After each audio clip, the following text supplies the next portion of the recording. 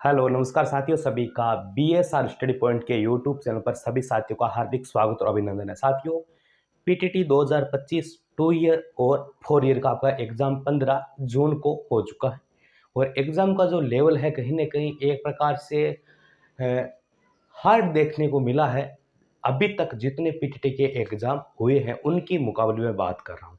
तो सर, क्या cut off पर फर्क रहेगा या कट ऑफ उतनी रहेगी जितनी पिछली बार रही थी? लेकिन मैं आपको बता दूं कि आपका 2024 की जो कट ऑफ है ना, उसके हिसाब से ये जो कट ऑफ है मैं बता देता हूँ, रियलिटी के अंदर 70% तो कमी रहेगी। ये चीज़ है। प्लस आपका 2025 का एग्जाम है, इसके अंदर प्रोसेस क्या है? जैसे लगभग कॉलेज कितनी है, 1000 के समथिंग, यानी 974-75 के समथिंग कॉलेज है। और इस बार अगर मैं बात करूँ सीटें कितने हैं, तो लगभग 1 लाख प्लस। ठीक है, तो इसके अंदर ऐसे मानो कि लगभग 2 लाख के समथिंग ही अराउंड, ज़्यादा नहीं है। लगा अपन बात करें तो भाई अप्लाई किया था लोगों ने, तो हर एक सीट के ऊपर 2025 के अंदर कितने विद्यार्थी हैं? 2। यानी हर सीट के अंदर आपके विद्यार्थी कितने हैं? 2 विद्यार्थी हैं। यानी एक के अंदर आपको एक विद्यार्थी को अंदर, जैसे 2 हो गए, 2 में से आपको एक साथी कॉलेज मिल जाएगी, एक साथी को। ठीक है, ये तो बात होगी 2 ईयर की। और 4 ईयर वाला और भी सिस्टम अच्छा है, क्योंकि लगभग 25,000 के समथिंग है, तो उसके कोई फर्क नहीं पड़ने वाला है ना इसके आधार पर। तो 2025 के अंदर मैं पहले 2 ईयर की बात कर लेता हूँ, उनके बाद मैं 4 ईयर की बात करूंगा। देखिए, 2 ईयर की मैं बात करूँ तो इस बार फॉर्म बहुत कम आए थे और पेपर का लेवल भी हार्ड माना जा रहा है। बिल्कुल हार्ड था पिछले पीटीडी इतने सालों के अंदर, और उसके आधार से तो कट ऑफ की मैं बात करूंगा और कट ऑफ यही रहेगी। ज़्यादा आप किसी के चक्कर में मत पड़ना कि कट ऑफ क्या कुछ रहेगी। देखिए, अगर जनरल कैटेगरी है, अगर आर्ट्स के अंदर अगर आपके नंबर, आर्ट्स के अंदर मैं बता दूं, जनरल कैटेगरी 310 प्लस नंबर है अगर आपके, तो आपको अपने क्षेत्र विशेष के अंदर कॉलेज अलॉट होगी। एडुलस कैटेगरी की मैं बात करूं यहाँ पर, तो लगभग अगर आपकी 300 295 या 290 समथिंग भी है तो कॉलेज इस बार मिलेगी। पिछली बार इसकी कट ऑफ रही थी 320 के समथिंग। ठीक है, और ओबीसी की मैं बात करूं तो यहाँ पर लगभग आपकी 300 प्लस नंबर। ठीक है, और एससी की बात करूं और एसटी की बात करूं, लगभग अगर आपके 285 और 200 की 80 के समथिंग कॉलेज है तो आपको पहली कॉलेज मिलेगी। ये नहीं कहूँगा राजस्थान में कहीं भी मिल जाएगी, पहली दूसरी कॉलेज, यानी 5 कॉलेज में से आपको, आपके क्षेत्र विशेष के अंदर 5-4 कॉलेज है, उनमें से आपको कॉलेज अलॉट हो जाएगी, इतने नंबर अगर आपके है। ठीक है, साइंस बैकग्राउंड की मैं साथ में बात कर लूँ भाई, साइंस वालों का, तो साइंस वालों का लगभग मैंने पहले बताया था कि लगभग कट ऑफ जाती है आपके 420 के समथिंग।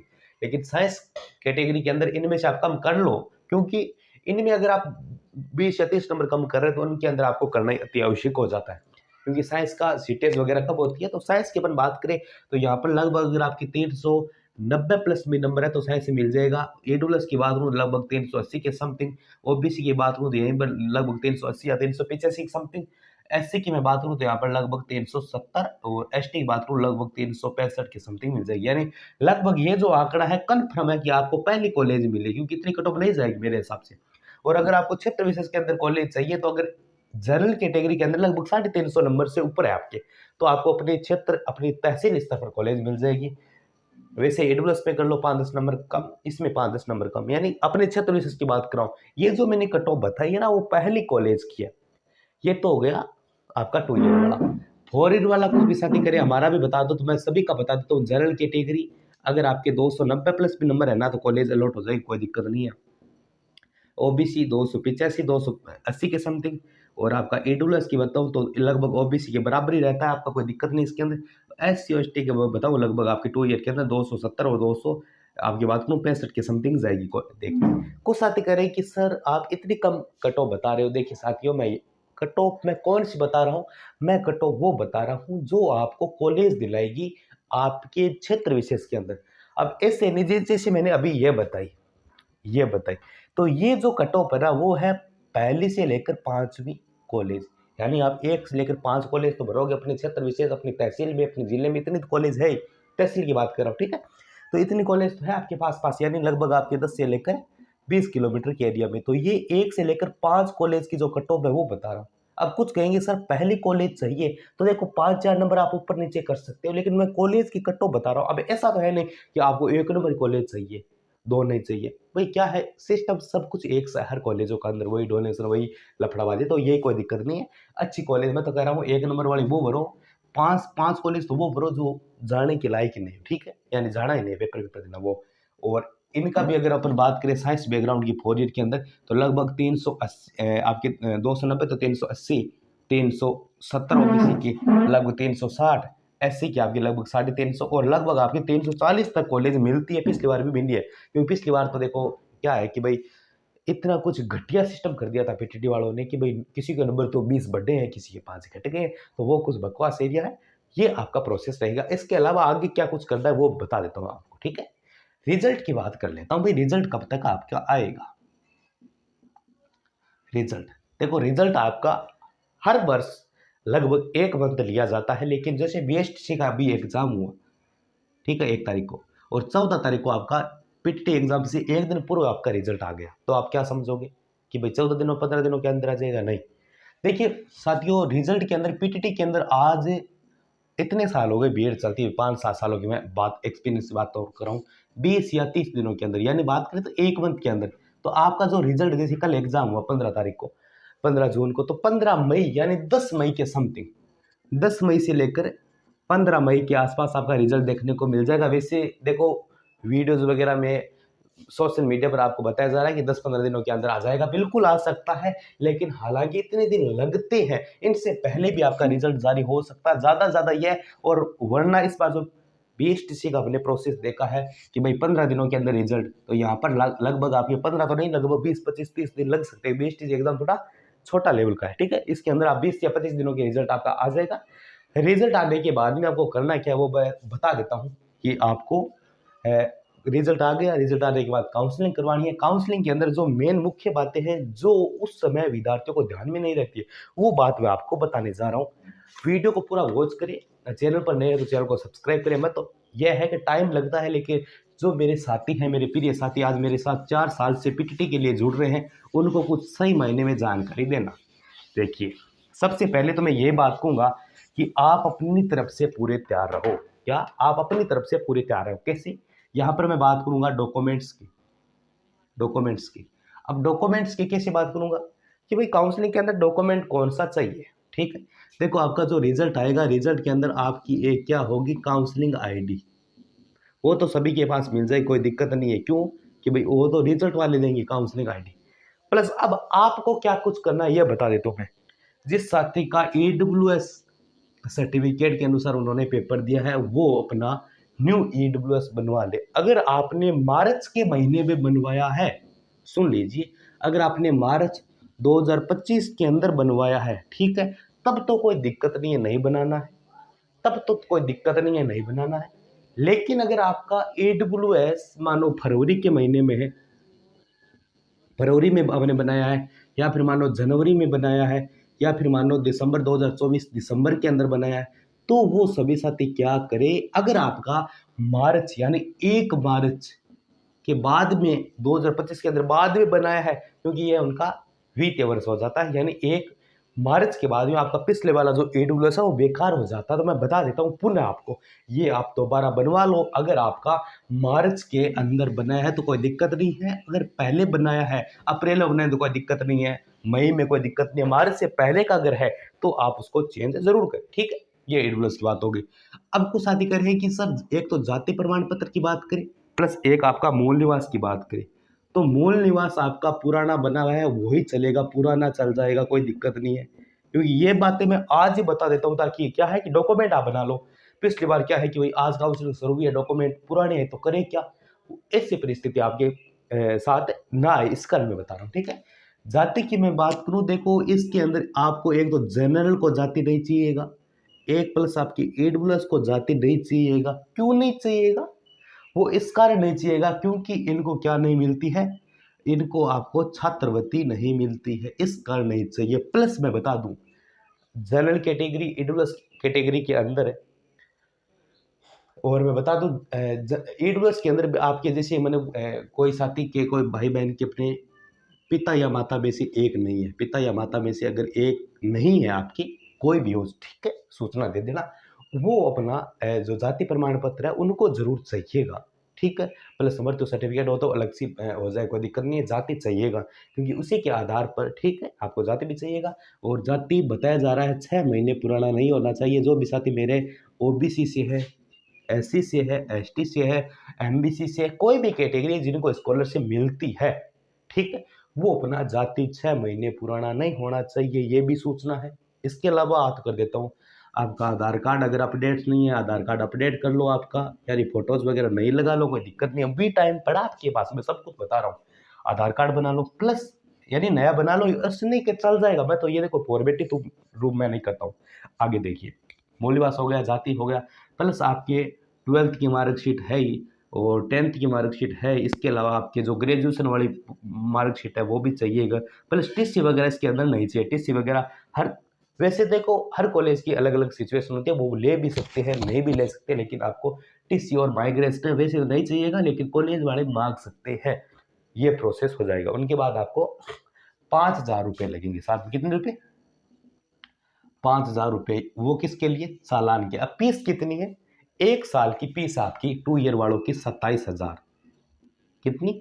27,000। अब 27 में से अगर आप 5 पहले दे देते हो, ठीक है, तो आपको बाद में कितनी जमा करानी पड़ेगी? काउंसलिंग होने के बाद, कॉलेज मिलने के बाद 22,000 रुपये, यानी 5 और 22 27 हो गए ये। अब जिस साथी को जैसे काउंसलिंग तो करवा ली, कॉलेज मिली नहीं क्योंकि नंबर कम थे, तो वो साथी उनका वापिस आ जाएगा रुपये आपका 5,000 रुपये से। अगर आपको कॉलेज नहीं मिलती है तो आपका 4,000 और 800 के समथिंग रुपये वापस आ जाएंगे। 200-250 रुपये कटेंगे आपके बैंक अकाउंट। हाँ, इसके अंदर बैंक अकाउंट भी आप ऐड कर लो। बैंक अकाउंट आपका होना चाहिए, पापा जी का नहीं होना चाहिए, ठीक है ना, आपका ही लगाना चाहिए इसके अंदर। मैं तो कहूँ पंजाब नेशनल बैंक का अच्छे लगा दे, क्योंकि पेमेंट आने में सोराई रहेगी राजस्थान बैंक है तो, ठीक है।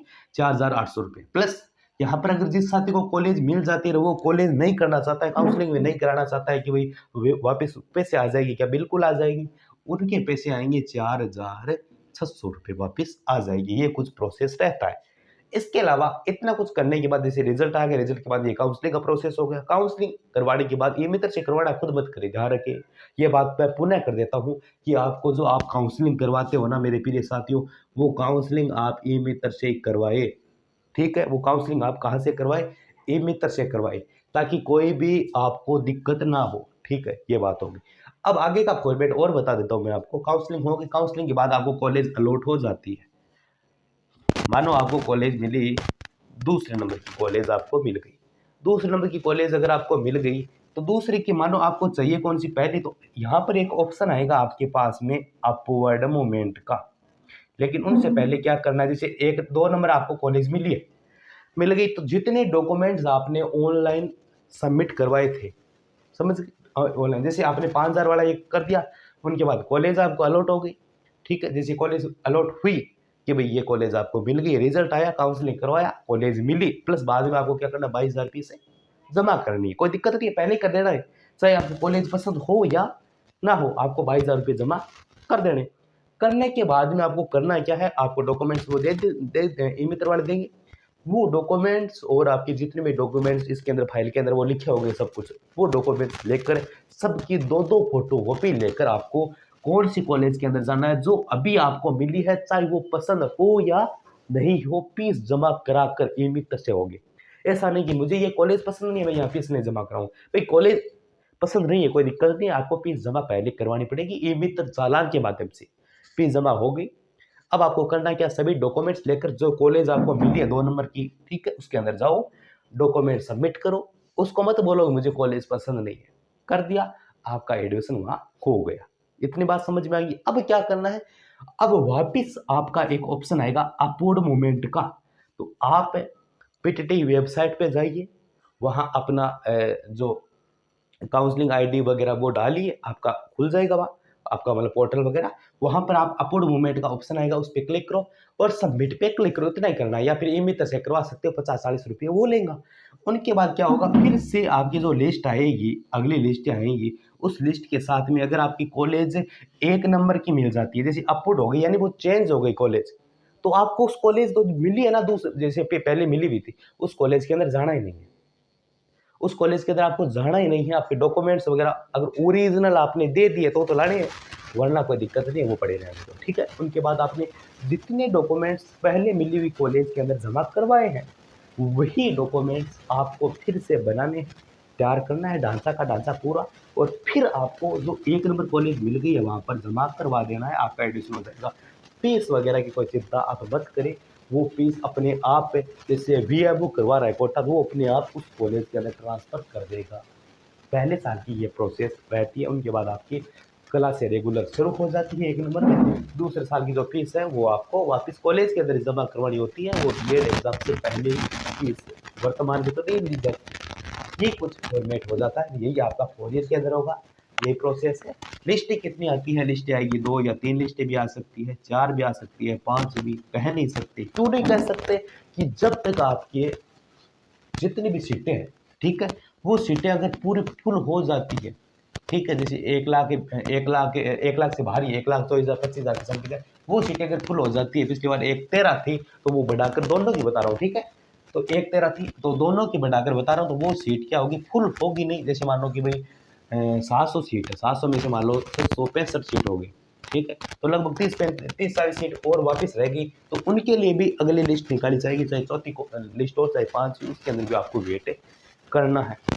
इसके अलावा कॉलेज आपको भरने का ऑप्शन दिया जाएगा। कब भरना दिया जाएगा? जब आप 5,000 रुपये सालाना वो भरोगे, भरने के बाद जैसे आपको कॉलेज भरने का ऑप्शन मिलेगा, उसके अंदर अगर नंबर कम है तो आप कम से कम 50-60 कॉलेज, 70 कॉलेज, 80 कॉलेज, 100 कॉलेज भर दो। नंबर ठीक ठाक है तो 10-15 कॉलेज ही भर दो, यानी नंबर अच्छे आ रहे, मैंने बताया उसके आधार से आ रहे, तो ये कुछ फॉर्मेट रहता है। इसके अलावा आपकी कोई भी क्वेरी है, अगर आपका कोई भी और भी कोई सूचना आपको लेनी है, तो पहले मैं जो सूचना दे रहा हूँ उनके बारे में आप इस तरह चर्चा कर लो कि आप एक हमारा व्हाट्सएप ग्रुप है, उसके अंदर आप ज्वाइन कर लो। मैं डिस्क्रिप्शन में लिंक दे दूंगा। नई एक व्हाट्सएप ग्रुप बना रहे हैं, उसके अंदर क्या है कि हर एक फॉर्मेट के हिसाब से आप करना, आप संपर्क मुझसे कर सकते हैं।